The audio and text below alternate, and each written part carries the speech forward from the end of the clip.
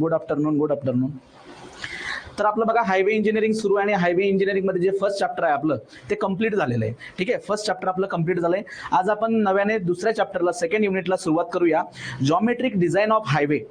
तर नेहमीप्रमाणे आपण जॉमेट्रिक डिझाईन ऑफ हायवेचा जो पार्ट आहे ते डिस्कस करत असताना आपण त्यामध्ये असणारे सब टॉपिक जे आहेत ते कन्सेप्ट मॅप, मेमरी मॅपच्या पद्धतीने आधी आपण डिस्कस करूया आणि त्यानंतर वन बाय वन एक एक टॉपिक आपण कव्हर करत जाणार.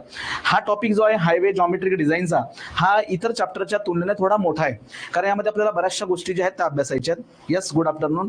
या अगोदर बघा मागच्या लेक्चरमध्ये आपण खूप साऱ्या गोष्टी बघितल्यात, त्याचे प्रिव्हियस इयर क्वेश्चन जे होते जवळजवळ एक 40 प्रश्न आपण सोडवून घेतलेत. बरोबर, एक 40 प्रश्न सोडवलेत. एक दोन प्रश्न तिथे राहिलेले ते मी ह्या लेक्चरमध्ये इन्क्लूड करेल, कारण त्यातलं जे काही थेरॉटिकल कंटेंट आहे ते या चॅप्टरमध्ये आहे, जॉमेट्रिक डिझाईन ऑफ हायवे मध्ये. बरोबर. सगळ्यात आधी आपण बघितलं होतं की हायवेची डेव्हलपमेंट कशा पद्धतीने झाली, म्हणजे development of the cross section, historic development outside the India, भारताच्या बाहेर फॉरेन कंट्रीमध्ये कशा पद्धतीने झाली, आपल्या देशात कशा पद्धतीने झाली ते आपण डिस्कस केलं. त्यानंतर 20 इयर प्लॅन जे आहेत, road development plan 20 year plan जे आहेत त्यामध्ये नागपूर रोड डेव्हलपमेंट प्लॅन, त्यानंतर Bombay and next Lucknow road development plan, हे तिघं आपण डिस्कस केले. त्यानंतर हायवे डेव्हलपमेंटसाठी ज्या कमिटी होत्या किंवा ज्या बॉडी आहेत किंवा ज्या रिसर्च इन्स्टिट्यूट आहेत ते कशा पद्धतीने इस्टॅब्लिश होत गेल्यात, त्यांचा आपण एक क्रोनॉलॉजिकल ऑर्डर जी आहे ती आपण डिस्कस केली आणि कुठल्या बॉडीचं काय फंक्शन आहे एक थोडक्यात आपण त्याची इन्फॉर्मेशन बघितली.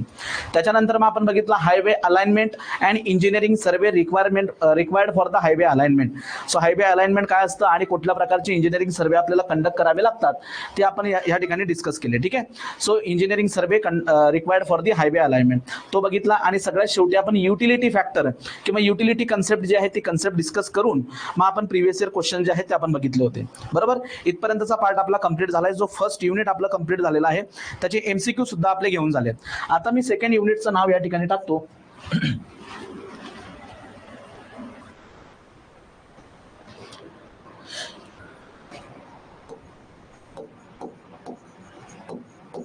जॉमेट्रिक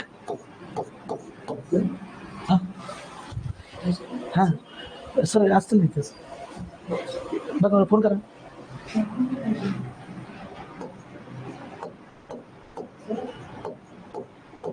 खाली गेले की काय? जॉमेट्रिक डिझाईन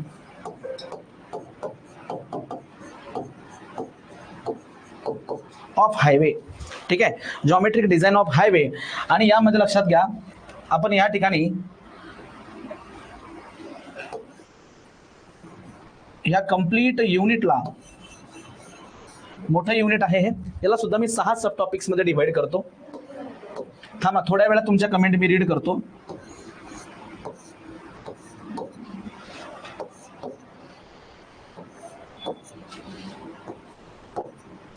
अशा 6 टॉपिक्स मध्ये आपण याला डिवाइड करूया. बघा, नंबर वन सगळ्यात आधी आपण हायवेचं जे पेवमेंट आहे, so highway pavement characteristic. So pavement characteristic बद्दल आपण डिस्कशन करणार. Number 1,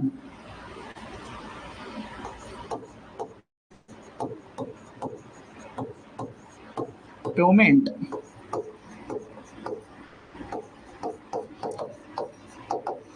characteristics of highway. Pavement characteristic of highway. Number 2, pavement characteristic झाल्यानंतर cross sectional element of highway.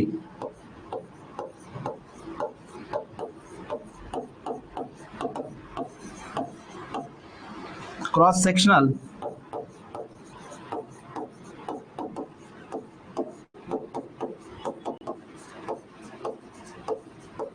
Highway.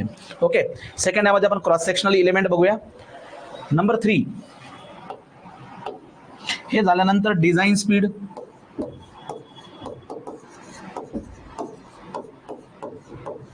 Design speed. Number 4, side distance.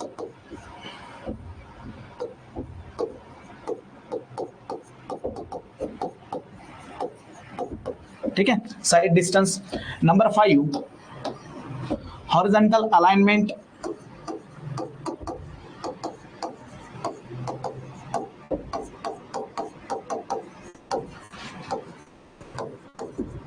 alignment. And number 6,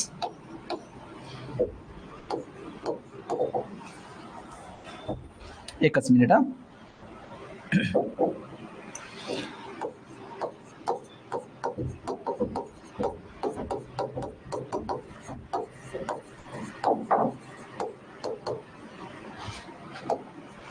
ठीक आहे. तर अशा broadly एक 6 सब topics मध्ये हे मी कंप्लीट युनिट जे आहे ते डिवाइड करतो. Pavement characteristic of the highway. बऱ्याचशा कमेंट आल्यात, एक मिनिट फक्त मला कमेंट आधी रीड करू द्या, मग नंतर मी सुरुवात करतो. काय म्हणतात? Good afternoon. Good afternoon sir, तो CEA चा कोर्स चालू होणार आहे, तो वेगळं घ्यावं लागेल का?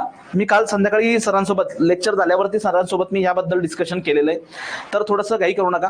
म्हणजे आता 1-2 दिवस तर आपण ते संध्याकाळी इव्हिनिंगला युट्यूबवरती तर आपण तो कंटिन्यू करतोय. मग 1-2 दिवसानंतर तो बघा, जर काही डिस्काउंट प्राइसमध्ये तुम्हाला परचेस करता आला तर तो घ्या. अदरवाईज मग जर काही ऍड करता आला आम्हाला आमच्याकडनं, अजून त्यावरती मीटिंग व्हायची आहे, जर डायरेक्टली आपल्या विद्यार्थ्यांना प्रोव्हाइड करता आला तर आपण तसं करूया, किंवा काही डिस्काउंट प्राइसवरती आपण तो अवेलेबल करून देऊ. सो 1-2 दिवस थांबा फक्त, त्याबद्दल आणखी डिस्कशन होऊ द्या. नंतर काय, सकाळचे जे 50 MCQ झाले त्याची PPT शेअर मी उद्या करेल तुम्हाला. हा, क्लासचा टायमिंग असतो, आपण रोज आपल्या व्हॉट्सअप ग्रुपवरती टाकत असतो, टेलिग्राम ग्रुपवरती टाकत असतो. ठीक आहे. सो व्हॉट्सअप ग्रुप आणि टेलिग्राम ग्रुप 2 ग्रुप आहेत आपल्याकडे. व्हॉट्सअपचा ग्रुप आहे तिथेही टाकत असतो आपण, टेलिग्राम ग्रुपला सुद्धा टाकत असतो. तिथून तुम्हाला या गोष्टी मिळून जातील.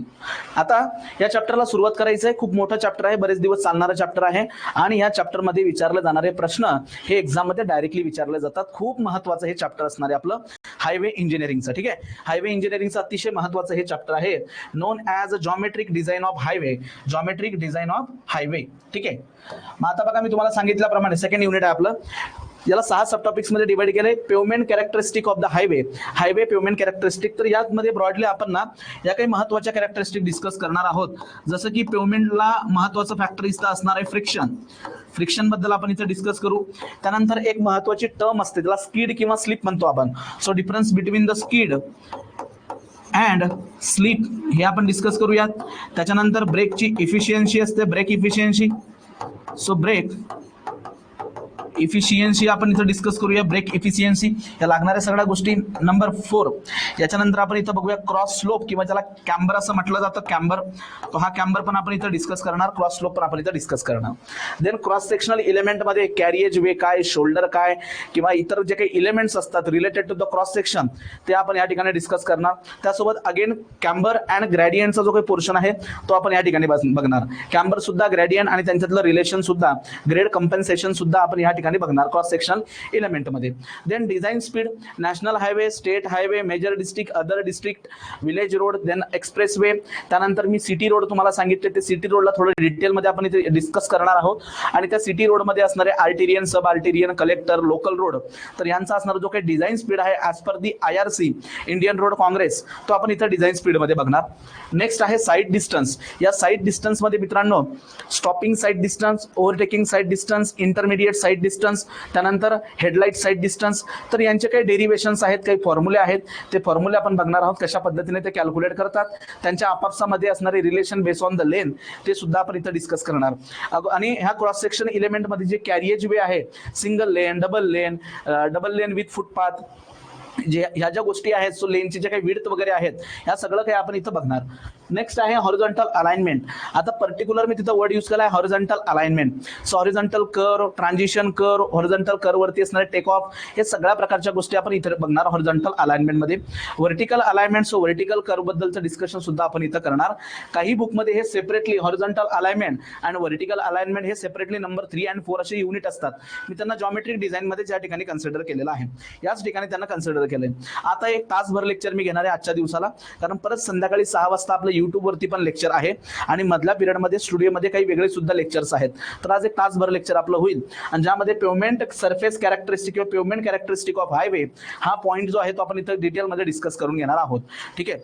नोटिफिकेशन नाही समजलं टेलिग्रामला, काय म्हणताय?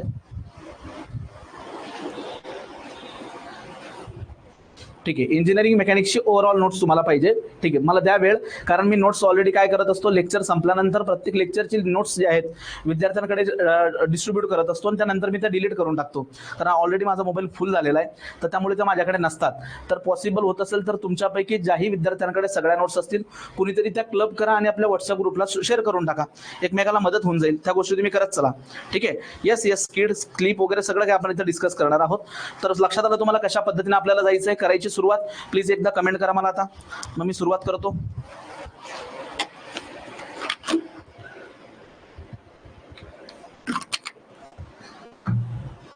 सो हा कन्सेप्ट मॅप आपण आता रेग्युलरली फॉलो करणार आहोत.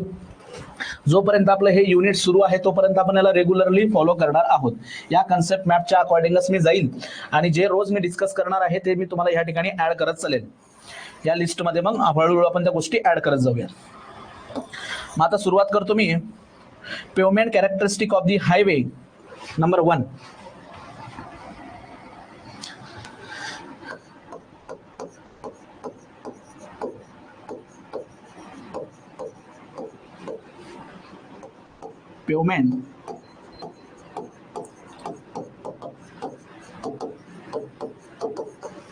पेवमेंट कॅरेक्टरिस्टिक्स ऑफ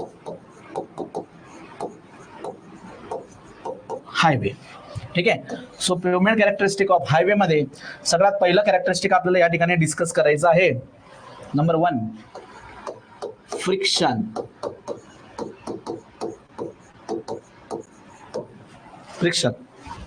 ठीक आहे, आणि जर तुम्हाला शक्य झालं ना, मी इंजिनिअरिंग मेकॅनिक्सच्या नोट्स शेअर केल्यात मित्रांनो, सॉरी PDF शेअर करतोय MCQच्या, तर जेवढं शक्य होईल तेवढं ते सगळे MCQ सोडण्याचा प्रयत्न करा.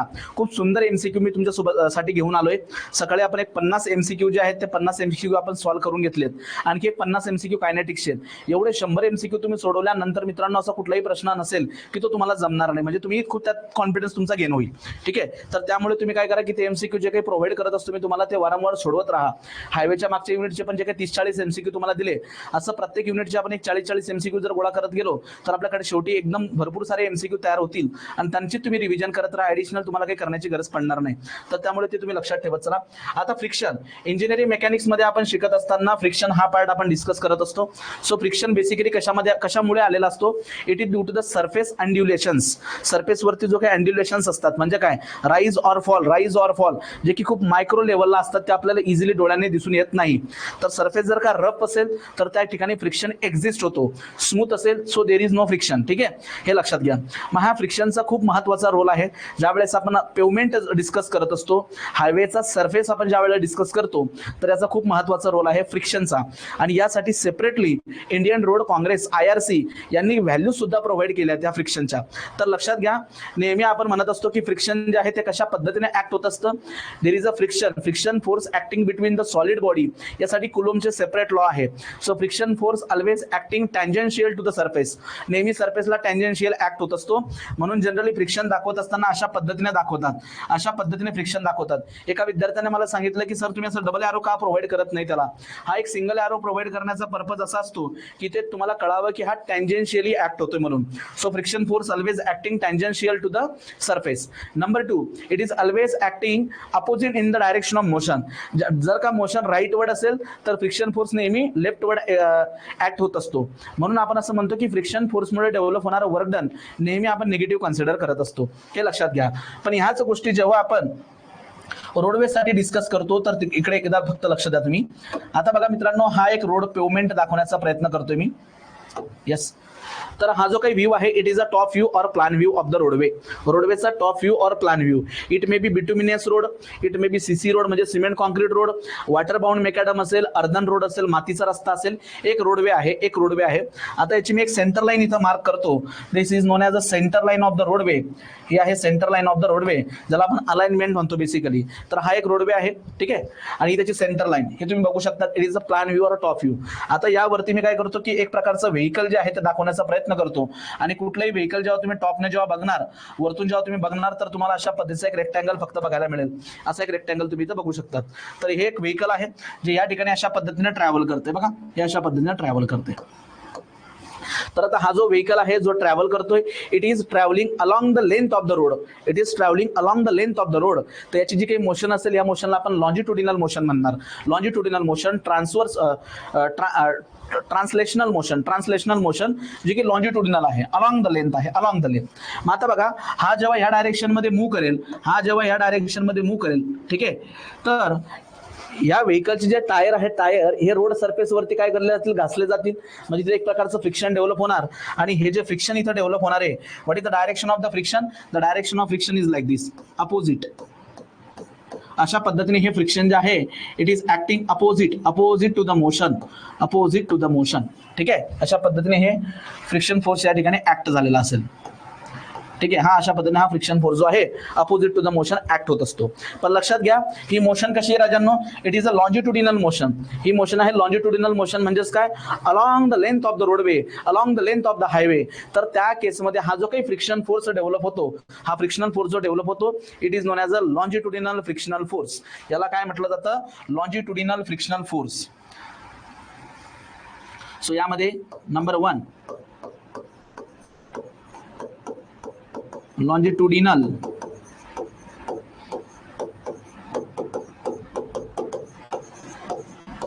frictional force. ओके, कारण ह्या व्हेकल जे आहे ते अलॉंग द रोडवे मूव्ह करते. तर त्या केसमध्ये जो फ्रिक्शन डेव्हलप होणार opposite to the motion, it is known as a longitudinal frictional force. मग आपल्याला माहिती आहे फ्रिक्शनल फोर्स आपण कसा डिफाइन करतो? द लिमिटिंग फ्रिक्शनल फोर्स म्हणजे काय? Maximum frictional force is directly proportional to the normal reaction. आणि याला जर आपण इक्वेट केलं तर तुम्हाला इथे एक म्यू ऍड करावा लागेल. आणि this mu is known as a coefficient of friction. या म्यूला काय म्हणतात? Coefficient of friction. मग जर का मला हा फ्रिक्शनल फोर्स जो आहे, हा फ्रिक्शनल फोर्स जर मला काढायचा असेल तर 2 गोष्टी मला लागतील. आणि त्या 2 गोष्टी कशा? एक असेल नॉर्मल रिॲक्शन आणि एक असेल coefficient of friction mu. Normal reaction आणि कोइफिशियंट ऑफ फ्रिक्शन म्यू, ह्या 2 गोष्टी मला ह्या ठिकाणी लागतील. तर लक्षात घ्या, या ठिकाणी हा जो म्यू आहे, so mu is known as a coefficient of friction. But in this case longitudinal frictional force आहे, तर त्या म्यूला म्हणायचं कोइफिशियंट ऑफ लॉन्जिट्युडिनल फ्रिक्शन. मग याला आपण कसं दाखवणार बघा? Frictional force FR is equal to mu into normal reaction. आता बऱ्याचदा हायवेच्या बुकमध्ये हा जो म्यू आहे, म्यू जो आहे कोइफिशियंट ऑफ फ्रिक्शन, याला स्मॉल एफ ने सुद्धा डिनोट केलं जातं. म्हणजे कशा पद्धतीने? लक्षात द्या, और frictional force is equal to small f denotes the coefficient of friction into normal reaction. तर त्यात कन्फ्यूज व्हायचं नाही. The small f and mu are both are coefficient of friction. मग आता हा कोणता आहे? It is known as a coefficient of longitudinal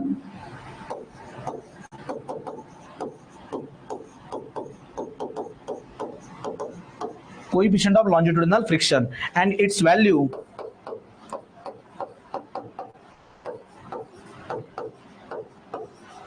depends upon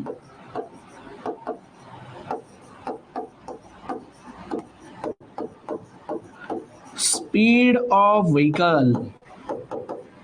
याची व्हॅल्यू कशावरती डिपेंड करते? स्पीड ऑफ द व्हेकलच्या स्पीडवरती याची व्हॅल्यू डिपेंड करत असते. ठीक आहे, मग व्हेकलच्या स्पीडवरती म्हणजे कशा पद्धतीने? बघा, जर का एखादं फास्ट मुव्हिंग व्हेकल असेल, जर मी तुम्हाला मागे पण म्हटलं, एखादी स्टॅटिक बॉडी आहे, स्टॅटिक कंडिशनला इंजिनिअरिंग मेकॅनिक्समध्ये आपण स्टडी करतो. स्टॅटिक बॉडी जेव्हा असेल तर त्या केसमध्ये असणारा जो काही कोइफिशियंट ऑफ स्टॅटिक फ्रिक्शन आहे, याची व्हॅल्यू खूप जास्त असते. मग हळूहळू आपण फोर्स वाढवत जातो आणि नंतर बॉडी जी ती मोशनमध्ये जाते. आणि मोशनमध्ये गेल्यानंतर जो काही कोइफिशियंट ऑफ फ्रिक्शन डेव्हलप होतो, it is known as a kinetic coefficient of friction. आणि हा मित्रांनो जर वेलोसिटी वाढत गेली तर या कोइफिशियंटची व्हॅल्यू कमी होत जाते. It is inversely proportional to the velocity. It depends upon the velocity किंवा स्पीड. तर as per the IRC, Indian road congress, as per the IRC या लॉन्जिट्युडिनल फ्रिक्शनचे व्हॅल्यूज आपल्याला दिल्या आहेत based on the speed of vehicle. So speed of vehicle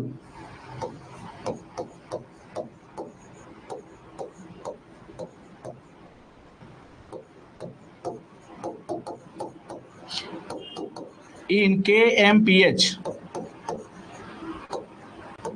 kilometre per hour, in kph. ठीक आहे, आणि longitudinal frictional coefficient of longitudinal friction, मग मी त्याला कशाने दाखवतो? Coefficient of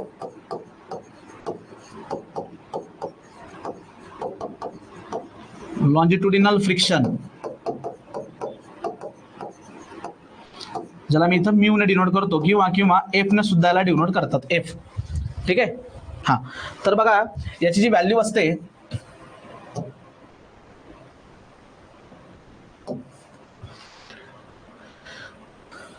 when the velocity is less than or equal to 40, then 50, 60, 70 आणि more than or equal to 80. तर बघा वेलॉसिटी ज्या वेळेस मित्रांनो, वेलॉसिटी ज्या वेळेस कमी असेल याची व्हॅल्यू जास्त असते. Means what, it is 0.40, 0.40, then 0.38, 0.37, then 36 आणि 0.35. सो बेसिकली याची रेंज पण विचारली जात असते. आणि what is the range of longitudinal coefficient of friction, what is the range of the longitudinal coefficient of friction, तर 0.35 पासून तर 0.40 पर्यंत, 0.35 ते 0.40. आणि it is inversely proportional to the speed of the vehicle. जर स्पीड वाढत गेलं तुमचं 40, 50, 60, 70, 80, जर का स्पीड वाढत गेला तर त्या केसमध्ये कोएफिशियंट ऑफ लॉन्जिट्युडिनल फ्रिक्शनची व्हॅल्यू कमी कमी होत जाते. ही काय होते, कमी होत जाते. ठीक आहे. तर ही रेंज तुम्ही लक्षात ठेवा, ही रेंज 0.40 आणि 0.35. तर ह्या व्हॅल्यूज ज्या आहेत त्या ऍज पर दी इंडियन रोड काँग्रेस IRC आहेत. या तुम्हाला पेपरमध्ये विचारल्या जात असतात. ठीक आहे. ह्या व्हॅल्यूज आपल्याला एक्झाम मध्ये विचारल्या जातात. सो या व्हॅल्यू लक्षात ठेवा. आणि what is the range, range जर विचारली याची तर ही रेंज पण तुम्ही लक्षात ठेवा. Coefficient of longitudinal friction it depends upon the speed of vehicle. आणि याची रेंज काय असणार, 0.35 पासून तर 0.40 पर्यंत. क्लिअर झालं का, येते लक्षामध्ये. सो फ्रिक्शनल फोर्स हा डेव्हलप होणार आहे कधी, when there is a motion to the vehicle.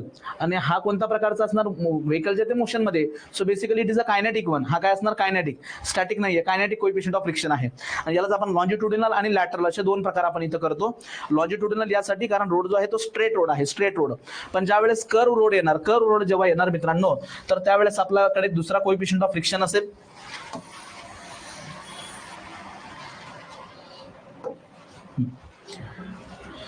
Number 2 B,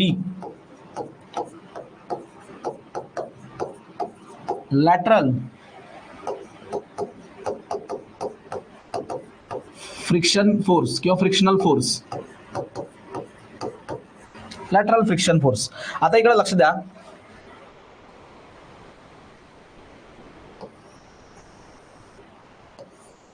he horizontal curve आहे. ही काय हॉरिझॉन्टल कर्व आहे. ठीक आहे, हॉरिझॉन्टल कर्व. आता ही हॉरिझॉन्टल कर्व आहे आणि या ठिकाणी बघा मित्रांनो अशा पद्धतीचं हे व्हेकल जे आहे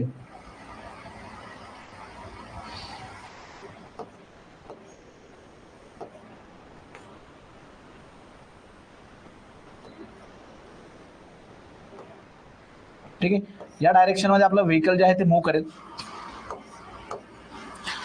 तर या बेसिक गोष्टी तर आपल्याला माहिती आहे की ज्या वेळेस एखादं व्हेकल हॉरिझॉन्टल कर्व वरती मूव्ह करतं विथ सम वेलॉसिटी, तर त्यावेळेस एक महत्वाचा फोर्स या ठिकाणी ऍक्ट होत असतो. आणि what is the name of the force, सांगा बरं, what is the name of the force.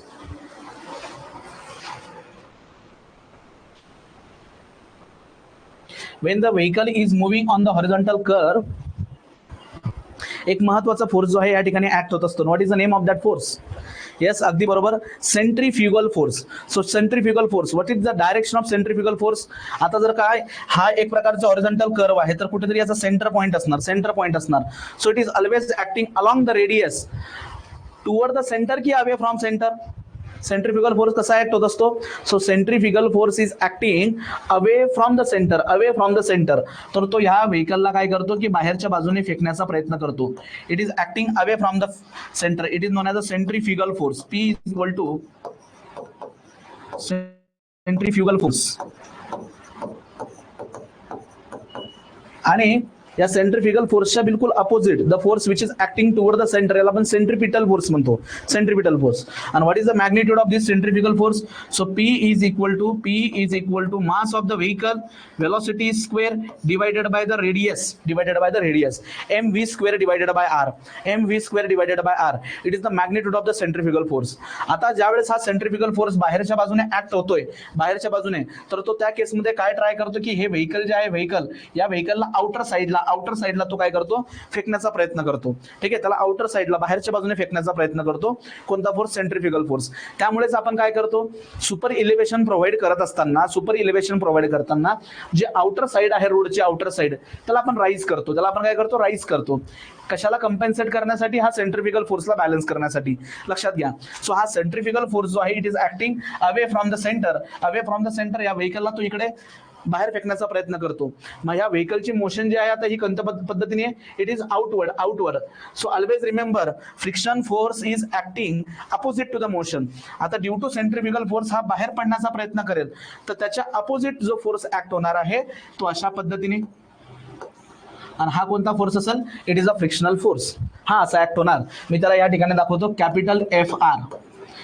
ठीक आहे, तर हा जो काही फ्रिक्शनल फोर्स आहे आता, आणि हा फ्रिक्शनल फोर्स त्याला मधल्या डायरेक्शन मध्ये म्हणजे सेंट्रिपिटल फोर्स सारखा तो ऍक्ट होणार आहे. येतं लक्षात तुम्हाला मी काय बोलतोय.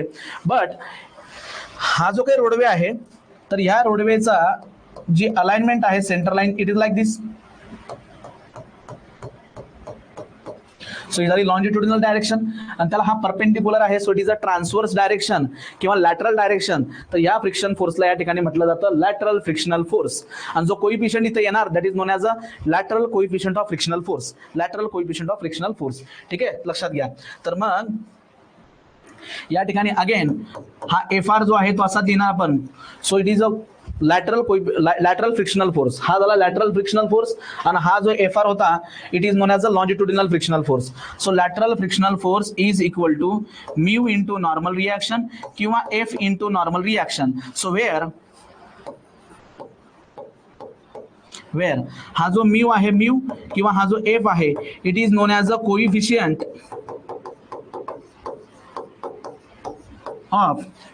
Coefficient of lateral friction.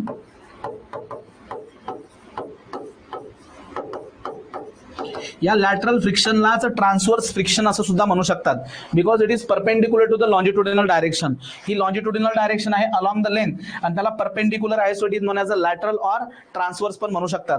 आणि ॲज पर दी IRC याची व्हॅल्यू बघा रे, coefficient of lateral earth pressure येते तोंडात माझ्या, कोइफिशियंट ऑफ लॅटरल फ्रिक्शन.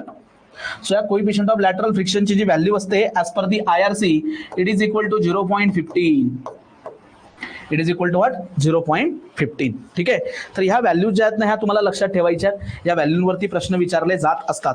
या व्हॅल्यूजवरती तुम्हाला नेहमी प्रश्न विचारले जातात. आता याच्यासोबतच आणखी तुम्हाला एक थोडीशी महत्त्वाची इन्फॉर्मेशन मी देतोय तुम्हाला, ती तुम्ही व्यवस्थित लक्षात ठेवा. जर का फास्ट मुव्हिंग व्हेकल असेल किंवा फास्ट मुव्हिंग रोडवे असेल, जसं की एक्सप्रेस वे,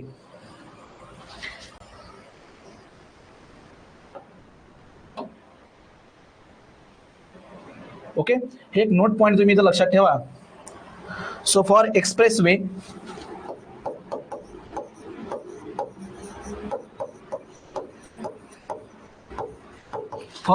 वे ज्यावरती व्हेकल खूप फास्ट स्पीडने जातात. So for express way when the speed is 120 kmph आणि Wien the speed is 100 km/h. Okay, कोणाला माहिती आहे त्या व्हॅल्यू? 120 kmph आणि 100 kmph. सो या व्हॅल्यूज लक्षात घ्या. यासाठी व्हॅल्यू दिलेली आहे 0.10 आणि यासाठी आहे 0.11. ठीक आहे, या व्हॅल्यू कोणाच्या आहेत? F. So it is F. ह्या ॲज पर द IRC आहेत, इंडियन रोड काँग्रेस. मी तुम्हाला मागे पण म्हटलं की इंडियन रोड काँग्रेस काय करतं की एक प्रकारचं स्पेसिफिकेशन किंवा गाईडलाईन्स जे आहेत आपल्याला प्रोव्हाइड करत असतं while designing the roadway or highway. तर ह्या गोष्टी तुम्ही लक्षात ठेवा. So for express way when the speed of the express way is 120 km/h, तर त्यावेळेस कोइफिशियंट ऑफ फ्रिक्शनची व्हॅल्यू जी आहे, लॅटरल कोइफिशियंट ऑफ फ्रिक्शन, तर याची व्हॅल्यू आहे 0.1.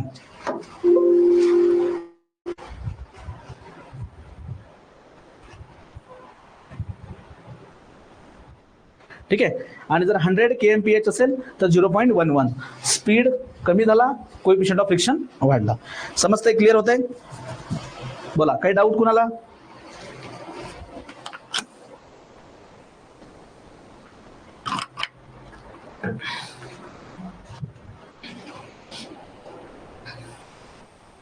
येस, समजलं? सो पेवमेंट सरफेस कॅरेक्टरिस्टिक किंवा pavement characteristic of the highway, त्यामध्ये सगळ्यात महत्त्वाची आणि इम्पॉर्टंट कॅरेक्टरिस्टिक आहे या ठिकाणी फ्रिक्शन. तर इथं जे प्रश्न तयार होतात एक्झाममध्ये ते नेहमी लक्षात ठेवत चला. तर फ्रिक्शनवरती लॉन्जिट्युडिनल फ्रिक्शन फोर्स जो आहे किंवा कोइफिशियंट ऑफ लॉन्जिट्युडिनल फ्रिक्शन जो आहे, तर त्याच्या व्हॅल्यूज तुम्हाला लक्षात ठेवायची. रेंज खास करून 0.35 ते 0.40 आणि विथ रिस्पेक्ट टू वेलॉसिटी, मी तर म्हणेल तुम्हाला विथ रिस्पेक्ट टू वेलॉसिटी या व्हॅल्यूज पाठ करून टाका डायरेक्टली. आणि नंतर सेकंड जो आहे लॅटरल फ्रिक्शनल फोर्स किंवा कोइफिशियंट ऑफ लॅटरल फ्रिक्शन, तर याची व्हॅल्यू काय असते ॲज पर दी IRC 0.15. पण जर एक्सप्रेस वे असेल तर 0.1 आणि 0.11 या दोन व्हॅल्यू पण तुमच्याकडे ऍडिशनली लक्षात राहू द्या. या कोडल प्रोव्हिजन्स आहेत, IRC व्हॅल्यूज आहेत, तर त्या विचारण्याचे चान्सेस खूप जास्त असतात. ठीक आहे. सो हा पहिला आपलं या ठिकाणी पेवमेंट सरफेस कॅरेक्टरिस्टिक झालंय नोन ॲज अ फ्रिक्शन. यानंतर सेकंड आता आपण डिस्कस करूया number 2 difference between स्कीड and slip.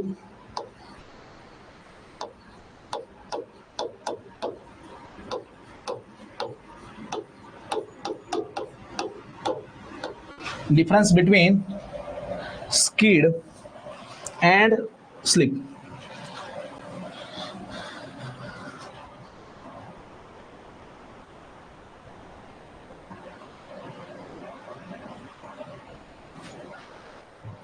बघा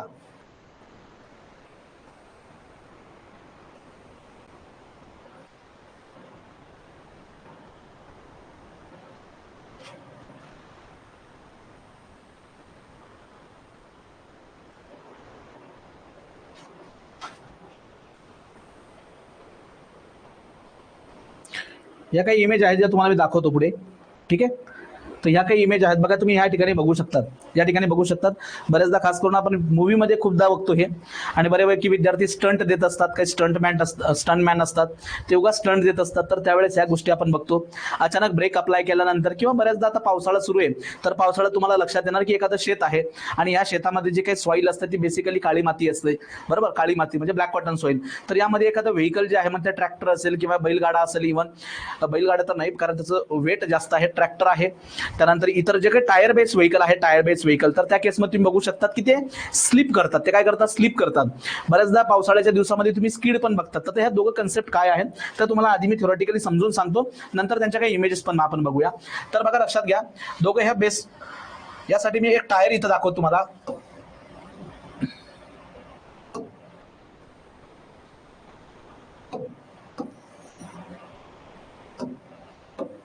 बघा, तर मित्रांनो हे एक टायर आहे, एक व्हेकलचं हे टायर आहे. ठीक आहे, व्हेकलचं टायर आहे आणि हा आपला रस्ता आहे, रोडवे और हायवे, ज्यावरती ते मूव्ह करणार आहे. हे टायर मूव्ह करणार आहे. आता टायर ज्यावेळेस मूव्ह करतंय, ठीक आहे, व्हील ज्यावेळेस मूव्ह करते, तर त्या केसमध्ये दोन प्रकारच्या मोशन परफॉर्म करतं. हे आपण याच्या अगोदर पण बघितलं, स्लायडिंग अँड रोलिंग, हे आपण डिस्कस केले फ्रिक्शनमध्ये. तर या दोन प्रकारच्या मोशन बघा कशा पद्धतीने. तर हा जो टायर आहे, हा टायर रोटेट होत असताना, कारण रोटेट होत होत होत होत तो पुढे जातो. सो रोटेट होतो सगळ्यात पहिल्यांदा अबाउट द सेंटर किंवा अबाउट द ऍक्सेल, तो काय करतो? रोटेट करतो. सो ही एक प्रकारची मोशन झाली. याला मी या ठिकाणी म्हणतो मोशन नंबर 1. आणि this motion number 1 is known as a rotational motion. तर हा काय करतो? या ठिकाणी रोटेशनल मोशन परफॉर्म करतो. Number 1 rotational motion.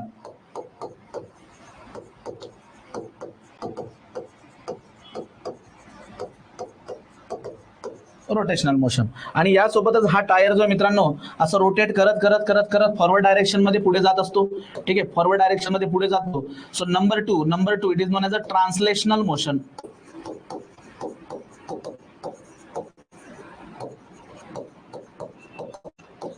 अशा दोन प्रकारच्या मोशन या ठिकाणी परफॉर्म करत असतो. Rotational motion yes and translational motion, अगदी बरोबर. तर ह्या मोशन पैकी ह्या मोशन मध्ये जे काही रिलेशन आहे अकॉर्डिंग टू दॅट ह्या दोघं कन्सेप्ट आहे स्कीड अँड स्लीप. तर आता एक लक्षात घ्या, बऱ्याचदा तुम्ही बघा तुम्ही डोळ्यासमोर आणलं असाल ते चित्र किंवा तुम्ही बघितलं सुद्धा असणार की एखादं व्हील जे आहे ते जेव्हा चिखलमध्ये किंवा सॉईल मध्ये ज्यावेळेस ते फसतं, मीन्स भरपूर सारा पाऊस झाला असेल आणि त्यावेळेस तो टायर त्यात अडकतं, तर आपण जेव्हा ऍक्सिलरेट करतो व्हेकलला, तर त्या केसमध्ये काय होतं की ते जागेवरच फिरते. होतं, ते व्हेकल जागेवरतीच फिरतं, पुढे सरकत नाही. मग आपण काय करतो त्या केसमध्ये की आजूबाजूला बघतो असे मोठे मोठे दगड असतील किंवा खडी असेल की जो त्याला एक प्रकारचं फ्रिक्शन डेव्हलप करून देईल, ते आपण तिथे टाकत जातो. बरोबर, कारण तिथे कम्प्लिटली फ्रिक्शन जो आहे तो फ्रिक्शन लॉस झालेला असतो.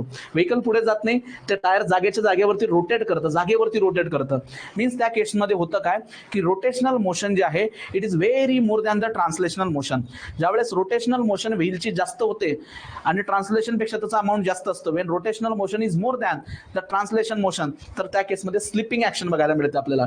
टायर जे आहे ते जागेवरती काय करतं, स्लिप करतं. ठीक आहे, तर हे लक्षात घ्या. या दोघांमध्ये कंपॅरेटिव्हली प्रश्न विचारले जात असतात. So when case number 1, when rotational motion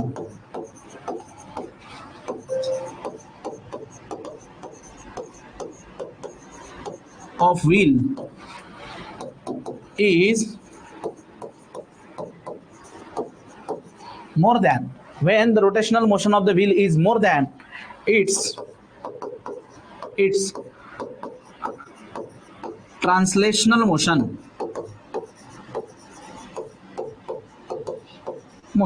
तर त्या केसमध्ये आपण काय म्हणतो लक्षात घ्या, या ऍक्टिव्हिटीला आपण काय म्हणतो, sleep. So it is known as sleep, याला म्हणायचं sleep.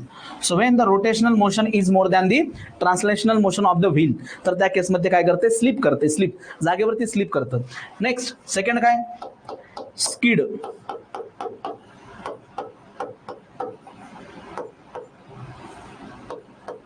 So skid means what, याच्या opposite.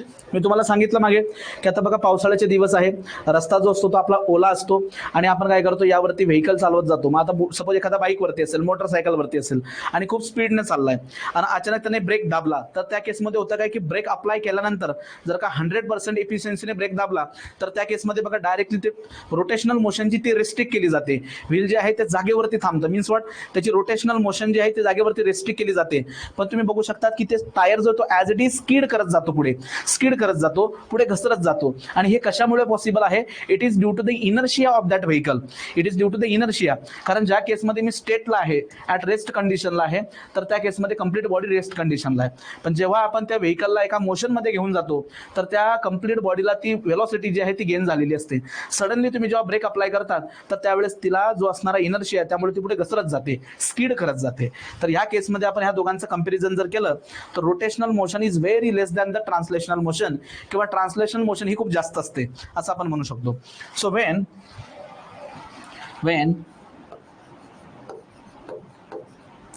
Translational motion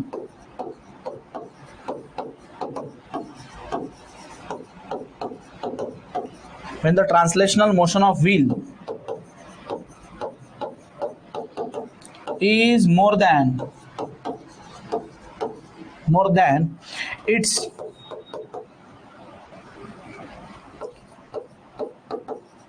rotational motion,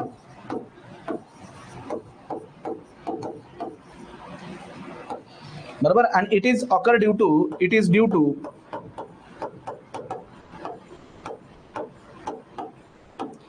inertia of moving vehicle. It is due to inertia of the moving vehicle.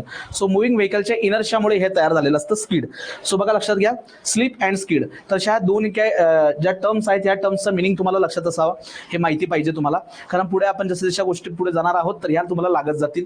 So skid and slip हे दोघं तुम्हाला clear झालं या ठिकाणी. तर बघा इथं ही व्हेकल काय करते, हे व्हेकल जागेवरती स्किड करते. ठीक आहे, हे जागेवरती काय करते, स्किड करते. ठीक, क्लिअर झालं का? येस, अगदी बरोबर. बाईक काय करते, स्किड करते. येस, शाबाश.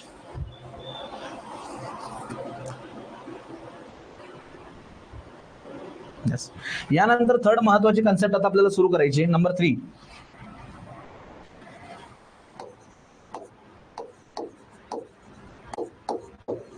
camber, or it is also known as a cross slope.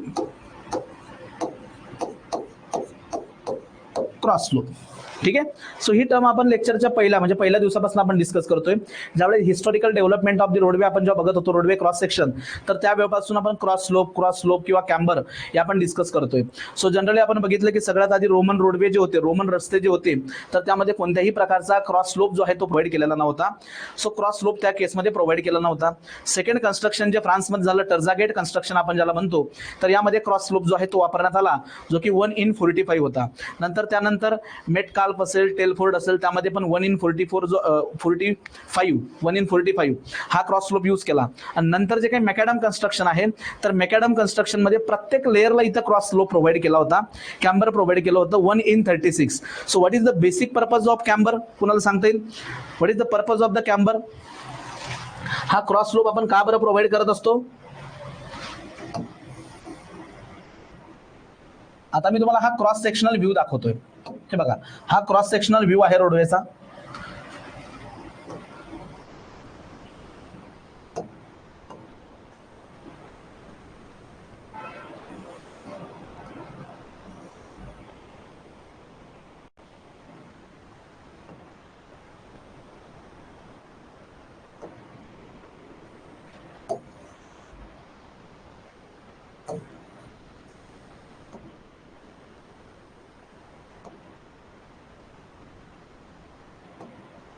बरोबर.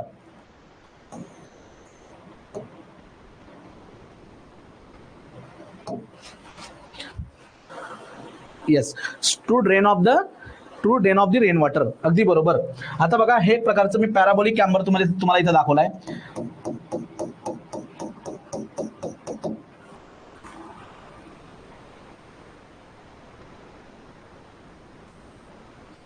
Just 1 minute.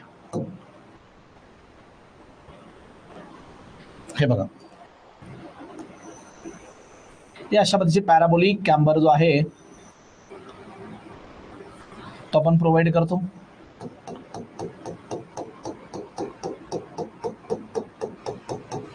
ठीक आहे. आणि हा जो पोर्शन आहे आपला, it is known as a carriageway. याला काय म्हणतो आपण? कॅरिएज वे.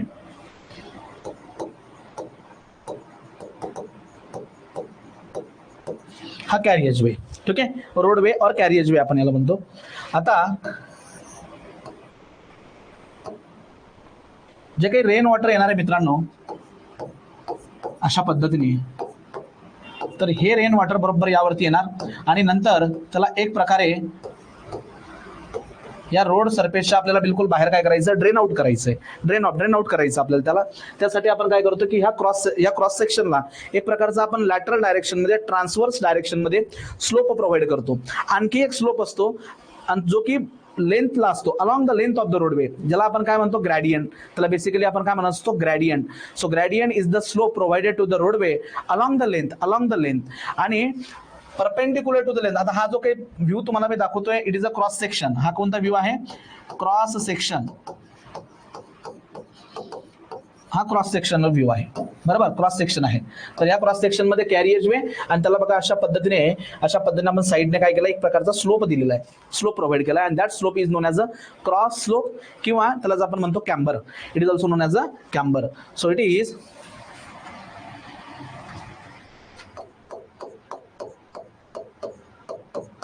it is transverse slope provided to the roadway or highway to drain off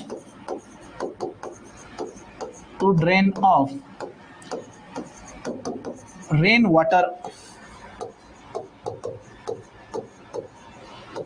from pavement. Okay, so it is a cross slope किंवा lateral किंवा transverse slope provided to the carriage way or roadway to drain off the rain water drain off करण्यासाठी. हा एक basic purpose आहे त्याचा. पुढे आता हा प्रोव्हाइड करत असताना किंवा याला बघा डेझिग्नेट असं करतात. It is designated as, it is denoted और डेझिग्नेट ॲज, त्याला असं डेझिग्नेट केलं जातं 1 in अशा पद्धतीने 1 in n. So 1 in 20, 1 in 30, 1 in 40 अशा पद्धतीने.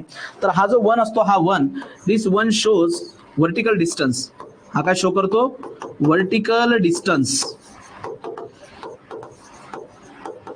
आणि n shows horizontal distance. Horizontal distance. ठीक आहे. म्हणजे फॉर एक्झाम्पल बघा, ज्यावेळेस आपण अशा पद्धतीने 1 in 36 अशा पद्धतीने म्हणतो आपण 1:36 और 1 in 36, तर याचा बेसिक मिनिंग काय होतो की ज्यावेळेस आपण horizontal distance suppose 36 unit provide केलंय, 36 युनिट, मग MM असू शकतं, सेंटीमीटर, मीटर, जे काय असेल ते, 36 युनिट जर का आपण हॉरिझॉन्टल डिस्टन्स दिलं तर त्या केसमध्ये व्हर्टिकल डिस्टन्स आपल्याला 1 युनिट प्रोव्हाइड करावं लागेल. 1. मग आता सपोज याचं युनिट जर का सेंटीमीटर असेल, 36 सेंटीमीटर हॉरिझॉन्टल डिस्टन्स असताना व्हर्टिकल डिस्टन्स किती असणार? 1 सेंटीमीटर. 1 सेंटीमीटर या पद्धतीने. सो 1:n, 1:n अशा पद्धतीने त्याला प्रोव्हाइड केलं जातं. किंवा दुसरा वे असा आहे की त्याला पर्सेंटेज मध्ये सुद्धा प्रोव्हाइड करतात. और it can be also expressed as a percentage.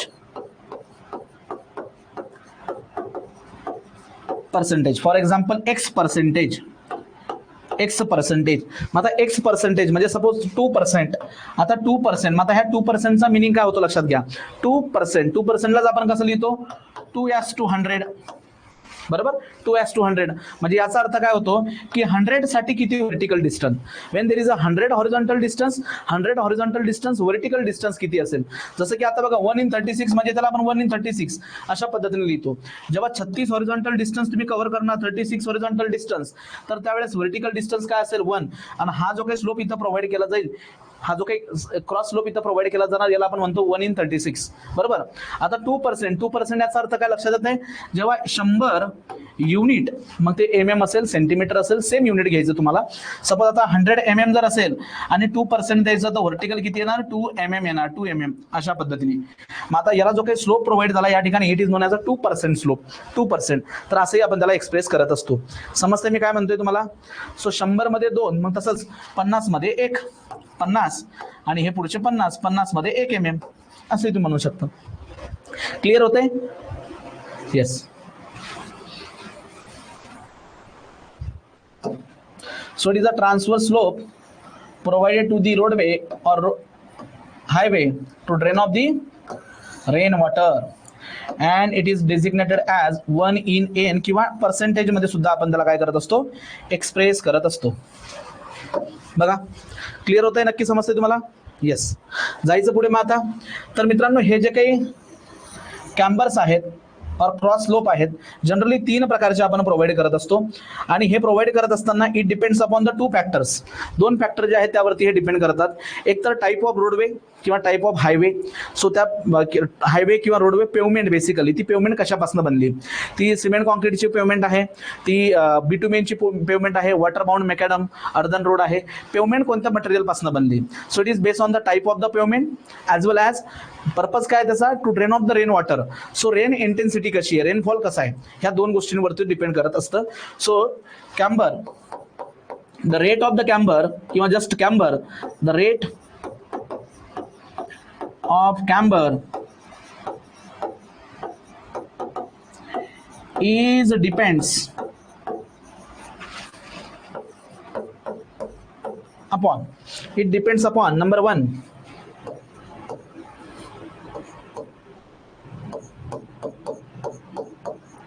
types of road pavement,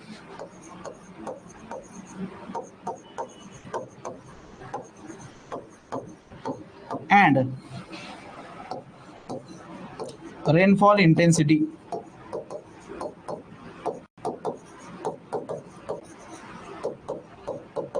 rainfall intensity, type of the road pavement and rainfall intensity. तर यात लक्षात घ्या, तर या 2 गोष्टींवरती. आता मला तुम्ही सांगा, काही प्रश्नांची उत्तर मला तुम्ही द्या. हे बघा, आधी रेनफॉल इंटेन्सिटी बद्दल आपण डिस्कशन करूया. सपोज एखादा पर्टिक्युलर झोन आहे ज्या ठिकाणी रेनफॉल खूप होतो. ठीक आहे. सो रेनफॉल इंटेन्सिटी जर का हाय असेल तर क्रॉस स्लोप कसा प्रोव्हाइड करायचा? जास्त प्रोव्हाइड करायचा का कमी प्रोव्हाइड करायचा? बोलो. If rainfall intensity is more, high rainfall intensity असेल तर क्रॉस स्लोप कसा प्रोव्हाइड करणार? हा जो काही क्रॉस स्लोप आहे, रेनफॉल इंटेन्सिटी इज मोर, पाऊस जास्त प्रमाणात पडतोय, मग त्याला ड्रेन ऑफ करण्यासाठी आपल्याला जो क्रॉस स्लोप आहे, कॅम्बर आहे, तो सुद्धा आपल्याला जास्त प्रोव्हाइड करावा लागेल, हाय प्रोव्हाइड करावा लागेल. आणि जर रेनफॉल इंटेन्सिटी कमी असेल तर त्या केसमध्ये कमी प्रोव्हाइड करावा लागेल. तर हा एक बेसिक पॉईंट तुम्ही लक्षात घ्या. So when there is a high rainfall intensity, rainfall intensity जर का हाय असेल, हाय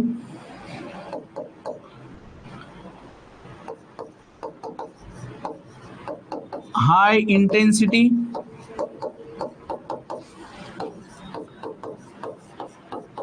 स्टीपर कॅम्बर, स्टीपर म्हणजेच काय, मोर कॅम्बर, ठीक आहे, स्टीपर कॅम्बर. आणि जर का लो रेनफॉल इंटेन्सिटी असेल, low intensity, then less means flatter, flatter camber. Okay, हे दोन फॅक्टर महत्वाचे आहेत, एक तर rainfall intensity,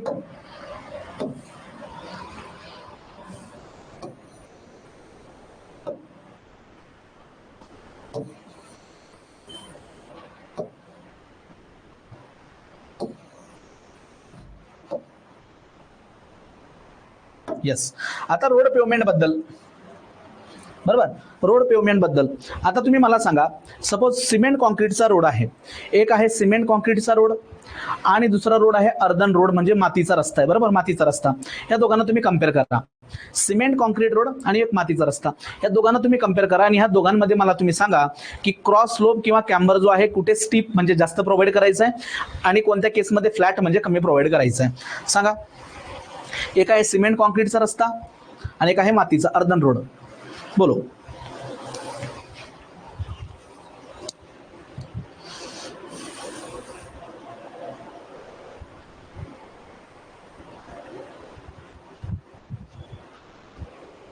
yes, earthen road जो आहे, मातीचा जो रस्ता आहे, जनरली शेतामध्ये केले जातात बघा. शेतातला माल बाहेर काढण्यासाठी एकतर मातीचा रस्ता असतो किंवा त्यावरती खडी टाकली असते, मीन्स वॉटर बाउंड मॅकॅडम रोड असू शकतो. तर त्याला आपण बघा, जर सिमेंट कॉन्क्रीटचा विचार केला तर सिमेंट कॉन्क्रीटची जी पेवमेंट आहे ती इम्परवियस पेवमेंट आहे. वरतून पडणारं जे काही पाणी आहे ते काही इझिली त्यामध्ये जाणार नाही, it is a impervious pavement. तर त्या केसमध्ये आपण फ्लॅटर प्रोव्हाइड करणार. बट जर अर्धन रोड बघितला तर त्यामध्ये वॉटर जे ते पर्क्युलेट होऊ शकतं, because it is a pervious one. Cement कॉन्क्रीटच्या तुलनेने ही रिलेटिव्हली जास्त परवियस आहे, कोण, अर्धन. तर त्या केसमध्ये त्याला आपल्याला जास्त स्लोप प्रोव्हाइड करावा लागेल. सो अर्धनला जास्त प्रोव्हाइड करावा लागेल. तर इथं एक्झाममध्ये जे पॉईंट विचारले जात असताना ते अशा पद्धतीने विचारतात की Superior is the road,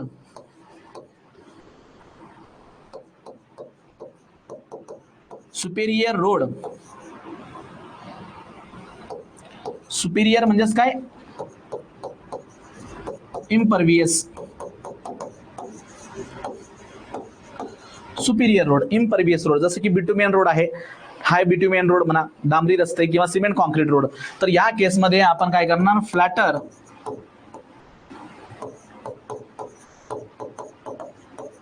flatter कॅम्बर आपण प्रोव्हाइड करणार. आणि इन्फेरियर रोड किंवा रिलेटिव्हली परवियस,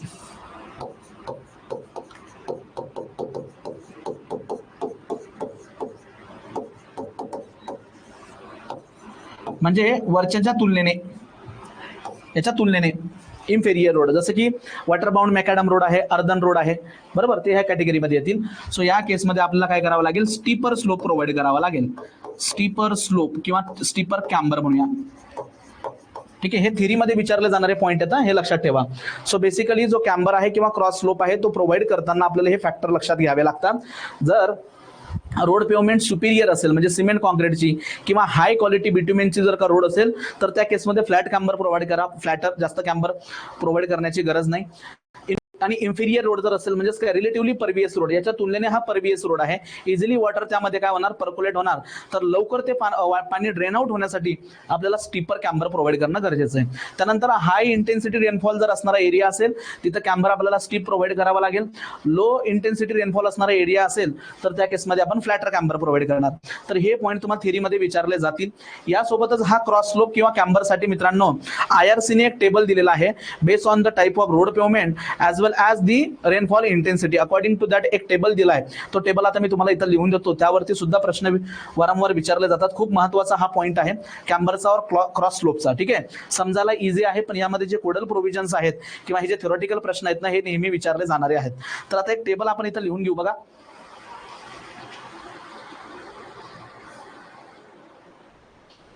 नेक्स्ट पेज वरती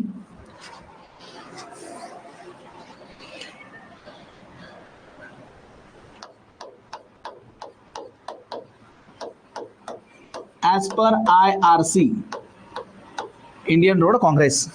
ठीक आहे,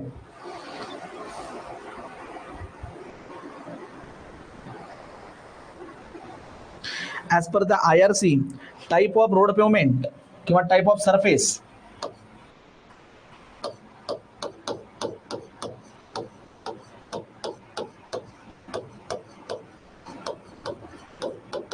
pavements and range of the camber.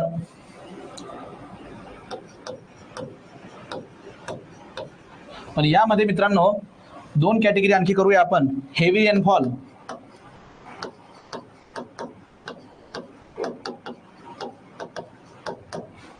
And low rainfall.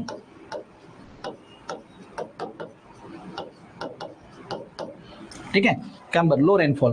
तर बघा नंबर वन सिमेंट कॉन्क्रीट, याला CC रोड म्हणतो आपण, and high type bituminous surface.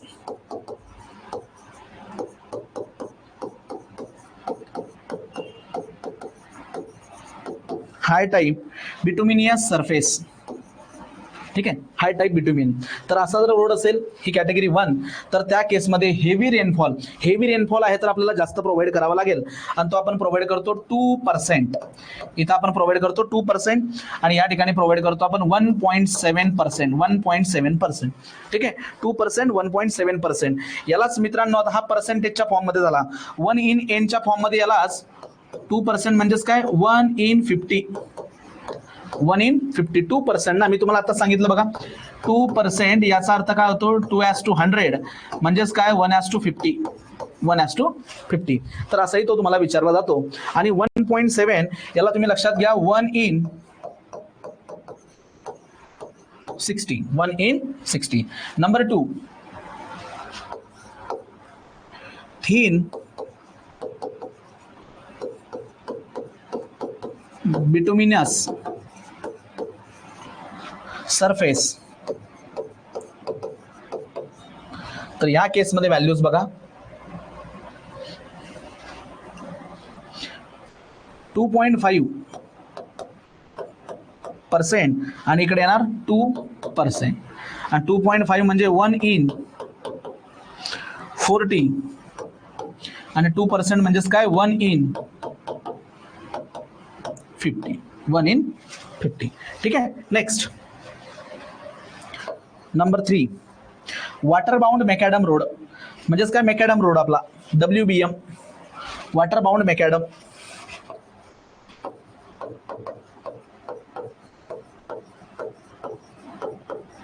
Water bound macadam road ज्याला आपण शॉर्ट मध्ये WBM असं म्हणतो. Okay, and gravel pavement.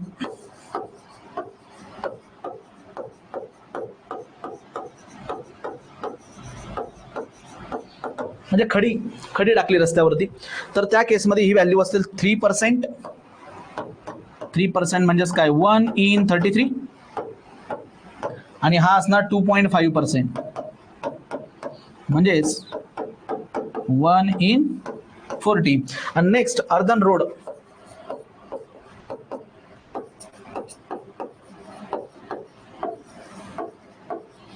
Earthen road, तर यासाठी ही व्हॅल्यू आहे मित्रांनो 4%, म्हणजे 1/25, आणि इथं असणार 3%, 1/33. तर हा जो टेबल आहे हा टेबल तुम्हाला लक्षात ठेवायचा आहे, खूप महत्वाचा टेबल आहे हा. यातल्या व्हॅल्यू रेग्युलरली विचारल्या जात असतात. तुम्ही व्यवस्थित ऑब्झर्वेशन करा आणि जे काय आपण मागे कन्क्लुजन काढलंय ना ते कन्क्लुजन तुम्ही इथं पण बघू शकता. बघा रोड बघा, सुपिरियर रोड आहे. सिमेंट कॉन्क्रीट किंवा बिटुमिनस रोड जो आहे तो सुपिरियर रोड आहे, चांगल्या क्वालिटीचा आहे. त्याचं पेवमेंट इम्परवियस आहे. इम्परवियस असताना इथं स्लोप किती प्रोव्हाइड केला आहे? 2%.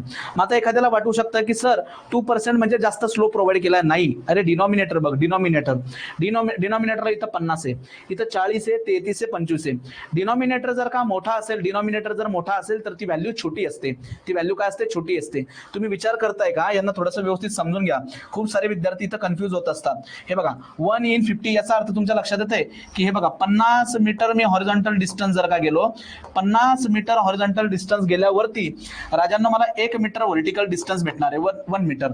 So it is known as a 1/50. आणि याच्याच पलीकडे जर मी सपोज 1/25 जर का घेतला, 1/25, तर 1/25 चा मिनिंग कळतोय तुम्हाला? 25 मीटर डिस्टन्स गेल्यावरती तुम्हाला 1 मीटर हाईट, म्हणजे 50 मीटर गेल्यावरती किती? मग 50 मीटर गेल्यावरती तुम्हाला 2 मीटरची हाईट. 50 मीटर गेल्यावरती तुम्हाला 2 मीटर हाईट जी आहे ती भेटेल या स्लोपने. मग तुम्हीच विचार करा आता या दोघांपैकी नेमका फ्लॅट कोणता आहे आणि स्टीप कोणता आहे ह्यात तुम्हीच सांगा मला. बघा इकडे लक्ष द्या. सो हा जो काही स्लोप आहे 2:50 म्हणजेच काय 1:25, 1:25 या दोघांमध्ये कम्पेअर करा. ज्याचा डिनॉमिनेटर मोठा असतो ती व्हॅल्यू छोटी असते, म्हणजे तो स्लोप छोटा असतो, हे लक्षात घ्या. सो फ्लॅटर म्हणजे काय? पर्सेंटेज मध्ये तो जास्त दिसेल, बट 1:2 जर केलं तर डिनॉमिनेटर मोठा आहे म्हणजे ही व्हॅल्यू छोटी. So Superior is the road, flat is the slope. Slope कसा प्रोव्हाइड केला? फ्लॅट, कारण तो इम्परवियस आहे. मग जसं जसं क्वालिटी खराब होत चालली पेवमेंटची, स्लोप आपण बघा 2, 2.5, 3, 4 अशा पद्धतीने, तर हा पर्सेंटेज मध्ये जास्त दिसतोय, पण डिनॉमिनेटर बघा कमी कमी होत चाललाय. डिनॉमिनेटर कमी मीन्स व्हॉट? स्लोप वाढत चाललाय. लक्षात येते मी तुम्हाला काय बोलतोय? आणि त्यानंतर लो रेनफॉल आहे, हाय रेनफॉल आहे. बघा हाय रेनफॉल व्हॅल्यू 2% आहे, इथं 1.7 आहे. 2.5%, 2%. सो स्लोप कसा गेला? इथं कमी, कारण लो रेनफॉल आहे ना, मग त्यावेळेस आपल्याला जास्त स्लोप प्रोव्हाइड करायची गरज नाही. या टेबलवरती खूप सारे प्रश्न जे आहेत ते विचारले जात असतात, तर तुम्ही शक्य तेवढ्या लवकर हे पाठ करून टाका. ठीक आहे, हा टेबल ॲज इट इज तुम्हाला पाठ करायचा आहे IRCचा. यामध्ये आणखी कॅम्बर और क्रॉस स्लोप, तर प्रिव्हियसली जे प्रश्न जर तुम्ही बघितलेत ना, तर बेसिक क्वेश्चन की कॅम्बर किंवा क्रॉस स्लोप जो तो प्रोव्हाइड कसा करतात, तर तो ट्रान्सवर्स लॅटरल डायरेक्शन मध्ये प्रोव्हाइड केला जातो. का प्रोव्हाइड केला जातो? To drain off the rain water. नंतर त्याला डेझिग्नेट कसं करताय? पर्सेंटेज मध्ये किंवा डेसिमल मध्ये, फ्रॅक्शन मध्ये 1:2 किंवा 1/n अशा पद्धतीने पण प्रोव्हाइड करू शकतो आपण. त्यानंतर rate of camber is depend upon mainly 2 factor, the type of the road pavement आणि रोड रेन इंटेन्सिटी. जर रेन इंटेन्सिटी हाय असेल तर आपल्याला हाय कॅम्बर प्रोव्हाइड करावा लागेल, लो असेल तर लो कॅम्बर प्रोव्हाइड करावा लागेल. So basically it is directly proportional to the rain intensity. आणि रोड पेवमेंट सुपिरियर जर रोड असेल म्हणजे इम्परवियस असेल तर फ्लॅटर प्रोव्हाइड करा. इन्फेरियर जर असेल म्हणजे लो क्वालिटीचा असेल, परवियस असेल, पाणी इझिली ड्रेन आउट होत असेल, पर्क्युलेट होत असेल त्या पेवमेंटमध्ये, तर तुम्हाला स्टीप कॅम्बर प्रोव्हाइड करावा लागेल. क्लिअर होते मी जे बोलतोय? समजतंय तुम्हाला? येस. आता यांचे आणखी प्रकार आहेत 1 बाय 1. ह्या सगळ्या गोष्टी आपल्याला, हे खूप बेसिक आहे आणि खूप महत्वाचं आहे बरं का. याच्या प्रत्येक पॉईंटवरती प्रश्न विचारले जातात. आता 3 प्रकारचे कॅम्बर प्रोव्हाइड करतो जनरली आपण, एक स्ट्रेट कॅम्बर, पॅराबोलिक कॅम्बर आणि कॉम्बिनेशन ऑफ बोथ. तर हे 3 कॅम्बर, त्यांचे इक्वेशन ते आपण नेक्स्ट लेक्चरमध्ये डिस्कस करू, कारण सर आलेले आहेत. त्यांचं आज लेक्चर आहे, आज सुट्टीचा दिवस होता म्हणून सर आलेत लेक्चरला. तर त्यांचं लेक्चर आहे. आपण संध्याकाळी 6 वाजता आपण भेटणार आहोत, इव्हिनिंगला 6 ला आपण युट्यूबवरती भेटू. उद्या मात्र 2 तास लेक्चर होईल तुमचं, उद्या 2 तास होईल. आज थोडंसं लेक्चर असल्यामुळे आपण 1 तास थांबूया. ठीक आहे. सो ह्या आजच्या लेक्चरची जी PPT आहे ती तुम्हाला मी आजचं लगेच प्रोव्हाइड करतो, कारण इथं डिलीट होऊन जातात त्या आजच्याच मी तुम्हाला प्रोव्हाइड करून टाकतो. येस. ठीक आहे, समजतंय तुम्हाला? काही अडचण असेल, काही मनात डाऊट वगैरे असला तर लगेच तुम्ही मला लेक्चरमध्ये विचारू शकता. सो हे युनिट जे सेकंड युनिट, यामध्ये मित्रांनो हे थोडं लेंदी जाणार आहे आपल्याला, कारण खूप महत्वाचं युनिट आहे, जास्त दिवस चालणारं युनिट आहे आपल्याला. ओके, चलो, थँक्यू.